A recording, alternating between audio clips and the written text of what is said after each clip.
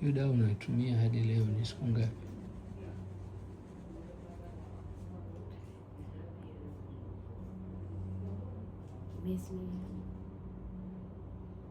Miezi miwili.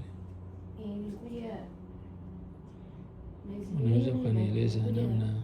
Twende taratibu. Nilikuja mwezi wa 3 tarehe 12, ambao dawa nilizotumia tarehe 13 mwezi wa 3.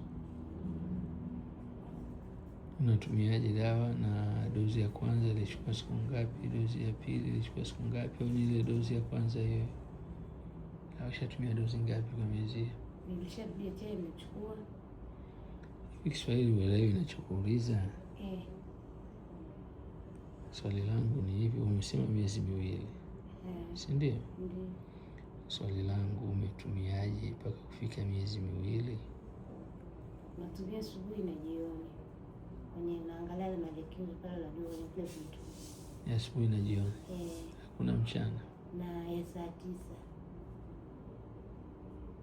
Sasa mbona unielezei kwa kina? Yaani mara 3.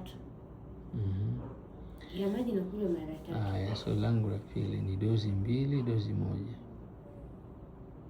Dozi 2. Dozi ya kwanza ilikuwa inachukua ngapi? Dozi ya pili inachukua ngapi? Dozi ya kwanza ilikuwa inachukua 5. Zile za nanili 4 alafu na ile ya chai na uji pamoja na ile 45. Zote nimechukua kasoro tu 45, lakini zote nilikuja kuchukua. Sasa maelezo yako hayatoshelezi kama umetumia dozi 2. Umesema una miezi miwili. Ndio. Dozi 1 ni mwezi 1 na wiki 2. Na dozi ya pili itakuwa mwezi 1 na wiki 2. Inakuwa miezi mingapi? Miezi 3.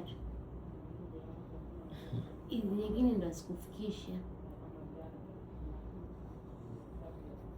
Sababu wiki ile ndo nilikuja kuchukua zile chupa 5.